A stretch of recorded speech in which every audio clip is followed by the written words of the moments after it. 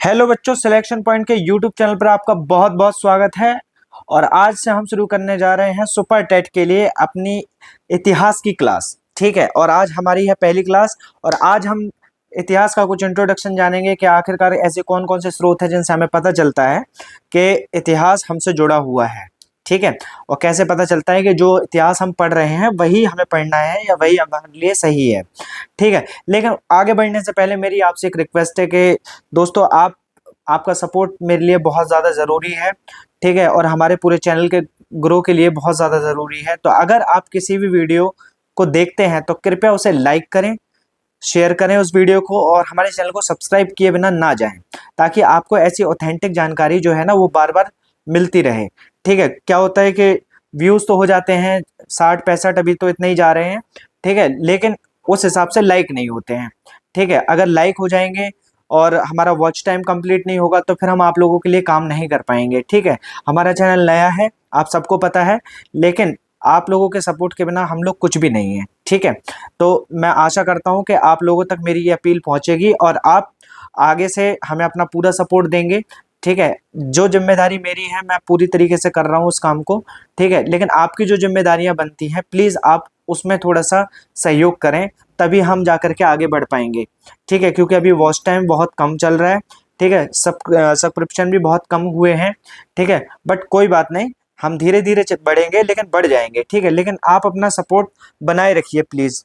ठीक है, तो आइए फिर शुरू करते हैं इतिहास की पहली क्लास, जो कि सुपर टेट और बाकी के सभी एग्जामों के लिए बहुत इंपॉर्टेंट है। और मैं जो भी मैटर लाता हूँ वो बहुत चुनिंदा होता है। ठीक है, तो आप इस वीडियो को जरूर देखें, अच्छे से देखें और पूरी देखें। ठीक है, क्योंकि जब आप पूरी वीडियो देखेंगे तो क्या होगा, हमारा वॉच टाइम ऑटोमेटिकली बढ़ना शुरू हो जाएगा।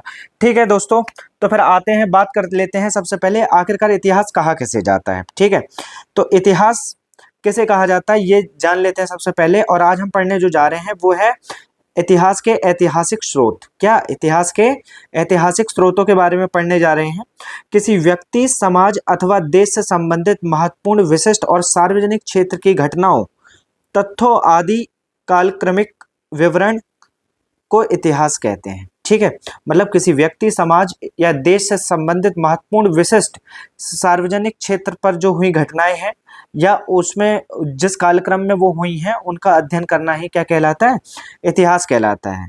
इतिहास किसी समाज विशेष को सामाजिक, सांस्कृतिक, राजनैतिक एवं आर्थिक स्थिति तथा स्थितियों में से इन स्थितियों में समय के साथ साथ होने वाले परिवर्तनों को भी प्रस्तुत करता है। ठीक है, तो इतिहास क्या करता है, इतिहास किसी भी समाज में उसमें जो परिवर्तन हुए हैं, सामाजिक, सांस्कृतिक, राजनीतिक या आर्थिक जो भी परिवर्तन हुए हैं, ठीक है, या स्थितियों में जो परिवर्तन हुआ है उसको क्या करता है, उसको प्रस्तुत करता है। ठीक है, अब क्या होता है कि इतिहास को जानने के हमारे पास कुछ स्रोत होते हैं। ठीक है, उनमें सबसे पहला जो स्रोत आता है वो आते हैं पुरातात्विक स्रोत। क्या आते हैं, पुरातात्विक स्रोत। ठीक है, किसी देश अथवा स्थान का इतिहास जानने के लिए तथा उसके उचित विश्लेषण में पुरातात्विक साक्ष्यों व स्रोतों की महत्वपूर्ण भूमिका होती है। ठीक है, किसी भी जगह का अगर हमें इतिहास जानना है तो वहां पे जो सबसे बड़ी भूमिका होगी वो किसकी होगी, पुरातात्विक साक्ष्यों की होगी और स्रोतों की होगी। ठीक है, पुरातात्विक साक्ष्यों के अंतर्गत अभिलेख, सिक्के, स्मारक, भवन, मूर्तियां, बर्तन आदि शामिल किए जाते हैं। ठीक है, तो क्या क्या शामिल किए जाते हैं पुरातात्विक स्रोतों में, अभिलेख, सिक्के, स्मारक, भवन, मूर्तियां, बर्तन आदि शामिल किए जाते हैं। ठीक है, जो उस टाइम पे जो बर्तन यूज किए जाते होंगे और फिर जब वो किसी जगह की खुदाई होती है और फिर वहां पे अगर कोई प्राचीन काल का कोई बर्तन मिल जाता है, ठीक है, तो उससे पता, उसका टेस्ट करके पता चलता है कि आखिरकार ये कितना पुराना हो सकता है, किस सभ्यता से जुड़ सकता है। ठीक है, तो इसमें यही होता है। और सिक्के वगैरह भी क्या होते हैं, उस काल में क्या क्या होता था उनसे काफी काफी हेल्प करते हैं उस टाइम को जानने में। ठीक है, अधिकांश पुरातात्विक साक्ष्य प्राचीन टीलों की खुदाई से प्राप्त किए जाते हैं। ठीक है, तो जो मोस्टली कहाँ से मिलते हैं, प्राचीन टीलों की खुदाई से हमें प्राप्त होते हैं। टीला धरती की सतह से उस उभरे हुए भाग को कहते हैं जिसके नीचे पुरानी बस्तियों के अवशेष विद्यमान हैं। ठीक है, तो टीला उस मतलब धरती पे उभरे हुए उस भाग को कहते हैं जिसके नीचे बस्तियों के अवशेष होने की संभावनाएं होती हैं। ठीक है, तो ये कई प्रकार के हो सकते हैं, ये टीले कई प्रकार के हो सकते हैं, जैसे एकल सांस्कृतिक हो सकते हैं, मुख्य सांस्कृतिक हो सकते हैं और बहु सांस्कृतिक हो सकते हैं। मतलब एक संस्कृति से जुड़े हो सकते हैं, किसी एक संस्कृति में मुख्य रूप से जुड़े हो सकते हैं, या एक से ज्यादा संस्कृतियों में भी क्या हो सकता है, ये जुड़े हो सकते हैं। ठीक है, तो ये कितने प्रकार के हो सकते हैं, ये कई प्रकार के हो सकते हैं। अब देखिए कुछ नोट में है, जैसे कि नोट में लिखा हुआ है कि प्राचीन टीलों अथवा स्मारकों का उत्खनन कर वहां से प्राप्त वस्तुओं व कलाकृतियों के आधार पर क्रमिक ऐतिहासिक विश्लेषण करना पुरातत्व विज्ञान या आर्कियोलॉजी कहलाता है। ठीक है, मतलब टीलों से मिले हुए जो सामान है, अब उनमें कुछ भी हो सकता है। ठीक है, सिक्के हो सकते हैं, बर्तन हो सकते हैं। ठीक है, उनका विश्लेषण करना ही क्या कहलाता है, पुरातात्विक विज्ञान कहलाता है, जिसको हम आर्कियोलॉजी कहते हैं। क्या कहते हैं, आर्कियोलॉजी। ठीक है, आगे देखते हैं।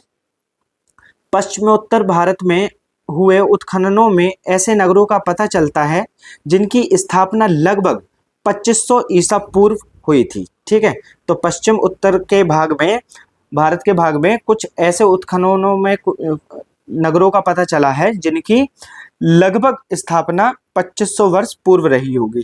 ठीक है, उत्खननों से हमें गंगा की घाटी में विकसित भौतिक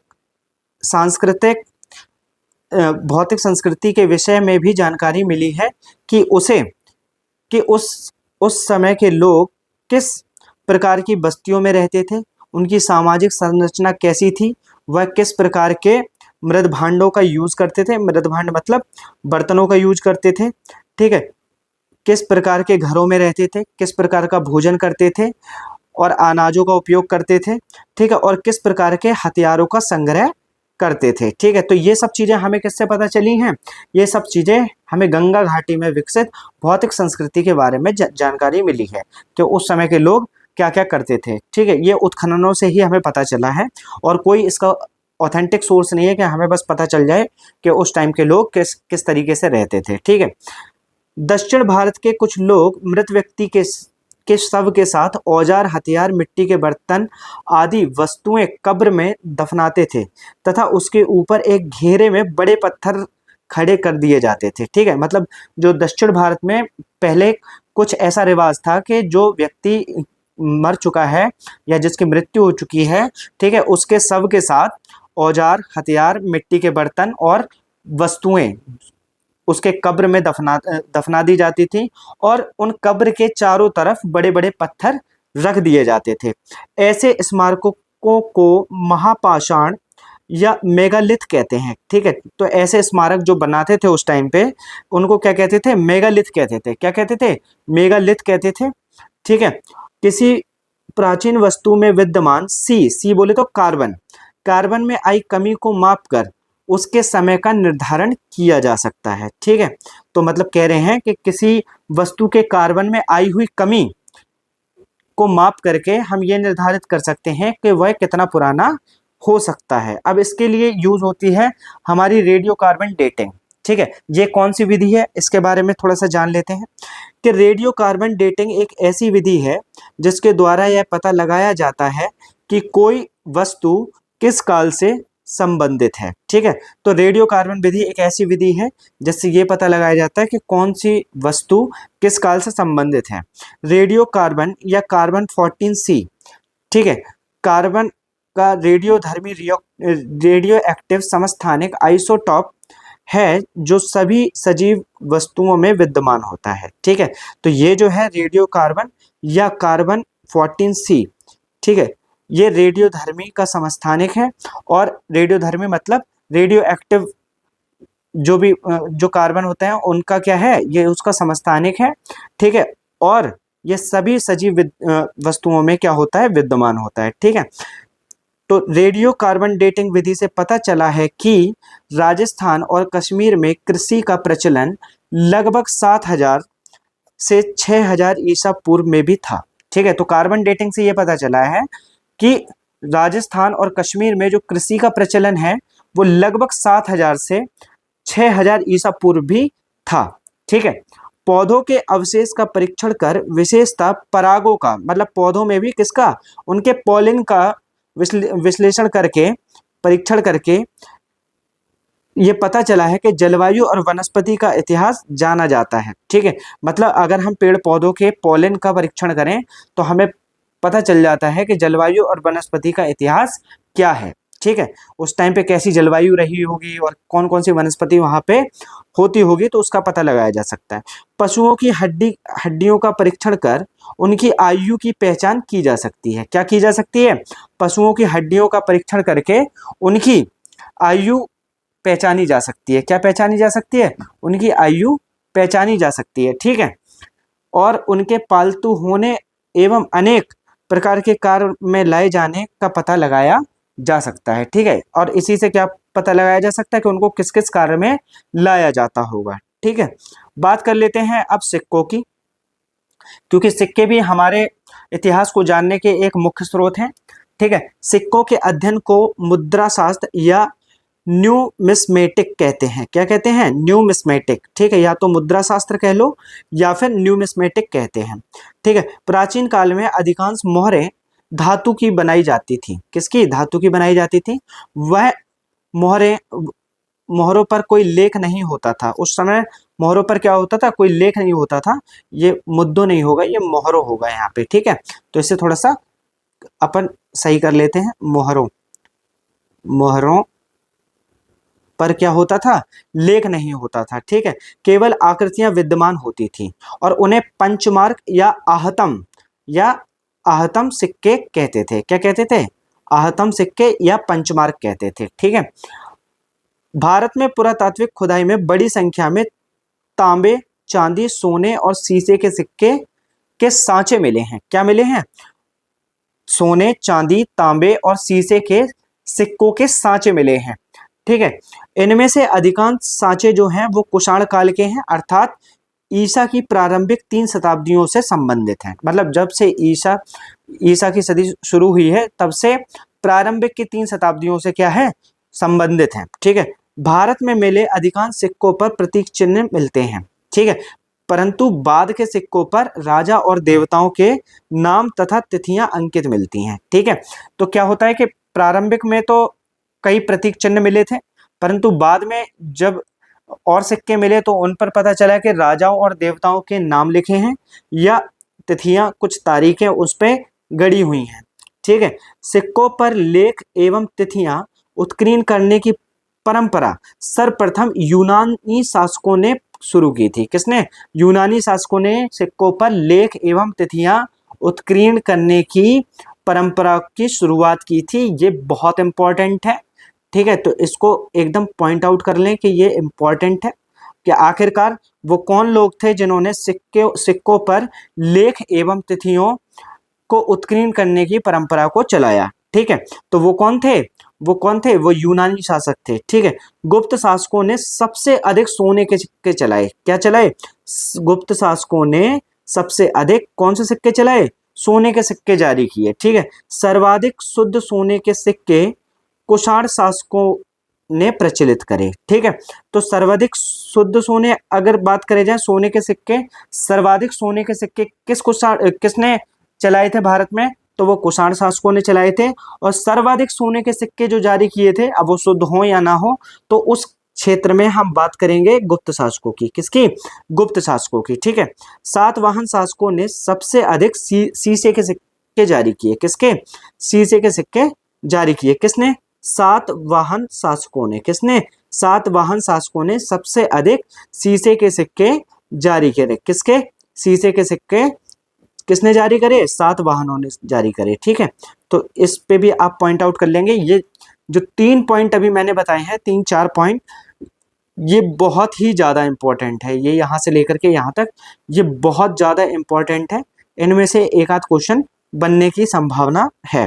ठीक है, बात कर लेते हैं अभिलेखों की। अभिलेख जो है वो सबसे ज़्यादा इंपॉर्टेंट है हमारे इतिहास को जानने के लिए। ठीक है, तो देखते हैं अभिलेख सिक्कों से अत्यधिक महत्वपूर्ण है। इसके अध्ययन को पुरालेख शास्त्र या एपिग्राफी के नाम से जाना जाता है। किसके नाम से जाना जाता है? एपिग्राफी के नाम से जाना जाता है। अभिलेखों का अध्ययन करना एपिग्राफी कहलाता है।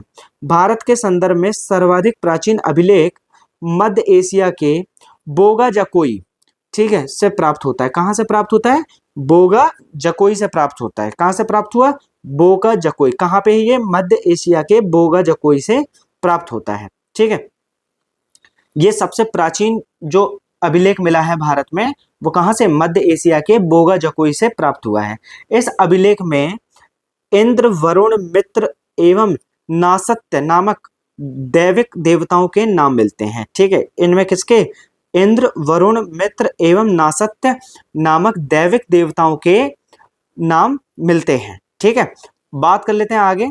अभिलेख एवं दूसरे पुराने दस्तावेजों की प्राचीन तिथि के अध्ययन को पुरालिपि शास्त्र या पेलियोग्राफी कहते हैं। क्या कहते हैं? पेलियोग्राफी, ठीक है, पेलियोग्राफी कहते हैं। अभिलेख मोहरों और प्रस्तर स्तंभों, स्तूपों, चट्टानों, तामपत्रों पर मिलते हैं और इसके अतिरिक्त मंदिर की दीवारों, ईंटों एवं मूर्तियों पर भी मिलते हैं। तो अभिलेख कहाँ कहाँ मिलते हैं? अभिलेख मोहरों पर मिलते हैं, ठीक है, प्रस्तर स्तंभों पर मिलते हैं, स्तूपों पर मिलते हैं, चट्टानों और ताम पत्रों पर मिलते हैं तथा इसके अतिरिक्त मंदिर की दीवारों पर, ठीक है, और ईंटों व मूर्तियों पर भी मिलते हैं, ठीक है। प्रारंभिक अभिलेख प्राकृतिक भाषा में है तथा ये ईसा पूर्व तीसरी सदी के हैं, ठीक है। जो प्रारंभिक अभिलेख हैं उनकी भाषा कैसी है? प्राकृतिक भाषा है। और ये क्या है? ये ईसा पूर्व तीसरी सदी के हैं, ठीक है, ईसा पूर्व तीसरी सदी के हैं। अभिलेख में संस्कृत भाषा ईसा की दूसरी सदी से मिलने लगी, ठीक है, मतलब संस्कृत भाषा का उपयोग कब हुआ? ईसा की दूसरी सदी से हुआ, ठीक है। और चौथी पांचवी सदी में इसका सर्वत्र क्या हो गया? सर्वत्र व्यापक प्रयोग होने लगा, ठीक है। चौथी पांचवी सदी तक आकर के संस्कृत व्यापक रूप से इस्तेमाल की जाने लगी। मौर्य सम्राट अशोक ने अनेक अभिलेख देश के विभिन्न भागों में बनवाए थे और वहां से वो मिलते भी हैं, ठीक है, जिनसे उनके साम्राज्य की सीमा, धम्म मतलब धर्म, और शासन नीति पर प्रकाश पड़ता है, ठीक है। और इन्हीं से पता चलता है कि वो किन किन भागों में उनके राज्य की सीमा थी और वो किस धर्म को मानते थे, और शासन नीति पर इन्हीं से हमें पता चलता है कि उनकी शासन नीति कैसी थी, ठीक है। उदयगिरी से प्राप्त हाथी गुम्फा अभिलेख से कलिंग नरेश खारवेल की उपलब्धियों के संदर्भ में जानकारी प्राप्त होती है, ठीक है। तो उदयगिरी से जो अभिलेख मिला है वो कौन सा है? हाथी गुम्फा, ठीक है। और इसे किसने बनवाया होगा? इस अभिलेख को किसने लिखवाया होगा? तो इसको लिखवाया होगा कलिंग नरेश खारवेल ने, ठीक है। शक क्षत्रप रुद्रदामन के जूनागढ़ अभिलेख से शक शासक रुद्रदामन, अशोक व चंद्रगुप्त मौर्य के संदर्भ में जानकारी प्राप्त होती है, ठीक है। जो जूनागढ़ का जो अभिलेख है उससे रुद्रदामन, अशोक और चंद्रगुप्त मौर्य के बारे में जानकारी प्राप्त होती है। वशिष्ठी पुत्र पुलुमावी के नासिक गुहा अभिलेख के माध्यम से उनकी धार्मिक सहिष्णुता और उनकी संस्कृति के संदर्भ में जानकारी प्राप्त होती है, ठीक है। तो वशिष्ठी पुत्र पुलुमावी के का जो अभिलेख है वो कहाँ? नासिक में है, ठीक है। और उससे क्या क्या चीजें पता चलती है? धार्मिक सहिष्णुता, उनकी संस्कृति, इन सब के बारे में हमें पता चलता है, ठीक है। समुद्रगुप्त के प्रयाग स्तंभ अभिलेख से समुद्रगुप्त की विजय विजित राजाओं के साथ उसकी नीतियों के संदर्भ में जानकारी प्राप्त होती है, ठीक है। तो समुद्रगुप्त ने जो अभिलेख बनाया था वो प्रयाग में बनाया था, ठीक है। और ये काफी फेमस है, बहुत इंपॉर्टेंट भी है, ठीक है। नीचे अभी मैं इसकी लिस्ट दे दूंगा आपको, ठीक है, किसने कौन सा अभिलेख बनाया है और कौन कितना इंपॉर्टेंट है। तो समुद्रगुप्त की विजय और उसके राजाओं के साथ नीतियों के बारे में पता चलता है, किससे? जो हमारा प्रयाग स्तंभ है उससे, ठीक है। मौर्योत्तर और गुप्त काल में अधिकांश अभिलेख कॉर्पस इनस्क्रिप्शन ओनम, ठीक है, इंडिकारम नामक ग्रंथमाला में संकलित कर प्रकाशित किए गए हैं, ठीक है। तो ये उस बुक का नाम है, ठीक है। तो इसमें ये जो ग्रंथमाला है इसमें मौर्य उत्तर और गुप्त काल के अधिकांश अभिलेखों का वर्णन आपको मिल जाएगा, ठीक है। सबसे पुराने अभिलेख हड़प्पा संस्कृति की मोहरों पर मिलते हैं। कहाँ पर? हड़प्पा संस्कृति की मोहरों पर मिलते हैं। ये लगभग 2500 ईसा पूर्व के हैं। कब के हैं? ये लगभग 2500 ईसा पूर्व के हैं। ठीक है, बात कर लेते हैं। हड़प्पा संस्कृति के अभिलेख अभी तक पढ़े नहीं जा सके हैं। ठीक है, ये भाव चित्रात्मक लिपि में लिखे गए हैं, जिनमें विचारों और वस्तुओं के चित्रों के रूप में व्यक्त किया गया है। जिनमें क्या है? विचारों और वस्तुओं को चित्रों के रूप में व्यक्त किया गया है।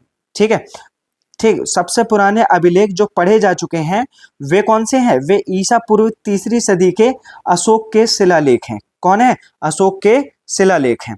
ठीक है, जो सबसे पुराने अभिलेख अभी तक पढ़े जा चुके हैं वो कौन है? वो कौन से हैं? वो हैं अशोक के शिलालेख हैं। क्या है? अशोक के शिलालेख। ठीक है, तो आगे बढ़ते हैं। कहते हैं इन अभिलेखों को पढ़ने में सर्वप्रथम 1837 में जेम्स प्रिंसेप नामक जो हमारे अभिलेखों को पढ़ने वाले व्यक्ति थे, वो सबसे पहले कौन थे? जेम्स प्रिंसेप को सफलता मिली, जो उस समय कहाँ थे? बंगाल में ईस्ट इंडिया कंपनी की सेवा में ऊंचे पद पर कार्यरत थे। और इनको कब मिली? 1837 में। ठीक है, सबसे पहली सफलता इनको ही मिली। ठीक है, और इन्होंने कब करी? 1837 में, जब ये ईस्ट इंडिया कंपनी के किस पे थे? एक ऊंचे पद पर सेवारत थे। ठीक है, बात कर लेते हैं प्रमुख अभिलेख व शासक। ठीक है, तो जैसा कि मैंने आपसे कहा था कि मैं आपको ये नीचे एक लिस्ट दे दूंगा। ठीक है, तो ये वो लिस्ट है। ठीक है, तो देखिए पहला जो हाथी गुम्फा अभिलेख है, ठीक है, वो कलिंग नरेश किसने? खारवेल ने बनवाया था। ठीक है, और ऐहोल अभिलेख पुलकेशिन द्वितीय ने बनाया। नासिक अभिलेख अभी हमने पढ़ा था, गौतमी बलसरी। ठीक है, जूनागढ़ अभिलेख ये रुद्रदामन। ठीक है, उसके बाद प्रयाग स्तंभ जो है, ठीक है, ये समुद्रगुप्त। मंदसौर अभिलेख मालवा नरेश यशोवर्मन, ठीक है, इन्होंने बनवाया। ग्वालियर का जो अभिलेख है वो प्रतिहार नरेश भोज ने बनवाया था। किसने? प्रतिहार नरेश भोज ने बनवाया था। देवपाड़ा का जो अभिलेख है वो बनवाया है बंगाल शासक विजयसेन ने। ठीक है, और ये देखिए ये भीतरी नहीं है, एक्चुअली में ये होगा भितरी। ठीक है, क्या होगा ये? भितरी। वहां पे छोटे ई की मात्रा होगी। भितरी व जूनागढ़ अभिलेख जो है वो किसने बनाया? वो स्कंदगुप्त ने बनवाया। ठीक है, और जो एक नोट है, भारत का सर्वप्रथम उल्लेख हाथी गुम्फा अभिलेख से मिलता है। ठीक है, भारत का जो सर्वप्रथम उल्लेख है वो कहाँ से मिलता है? हाथी गुम्फा अभिलेख से मिलता है। ठीक है, तो आज की वीडियो में हमने जाना कि पुरातात्विक स्रोत जो हैं वो कौन कौन से हैं, और अभी ये खत्म नहीं हुआ है, इसको अभी सेकंड वीडियो में हम फिर से कंटिन्यू करेंगे, क्योंकि अभी और भी स्रोत हैं, वो सभी आपको जानने हैं। ठीक है, तो आज हमारी वीडियो में इतना ही है। ठीक है, हम आपसे कल दूसरी वीडियो में मिलेंगे। ठीक है, आप इस वीडियो को देखें, इसके नोट्स बनाएं, रिवाइज करें। आपको अगर ये पीडीएफ चाहिए है तो ये पीडीएफ आपको हमारे टेलीग्राम ग्रुप और हमारे व्हाट्सएप चैनल पर मिल जाएगी। ठीक है, लेकिन जो मैंने शुरुआत में आपसे एक रिक्वेस्ट की थी कि प्लीज़ आप लोग अगर ये वीडियो देख रहे हैं तो इसको एक बार पूरा ही देखें, और बल्कि हमारे चैनल पे सारी वीडियोस अच्छी हैं। ठीक है, आप जा करके एक बार देखें। ठीक है, इससे हमें भी मदद मिलेगी और आपकी नॉलेज बढ़ेगी। ठीक है, बस इसी उम्मीद के साथ मैं आज आपसे विदा लेता हूँ। आप लोग पढ़ते रहें, स्वस्थ रहें। ठीक है, तब तक के लिए धन्यवाद।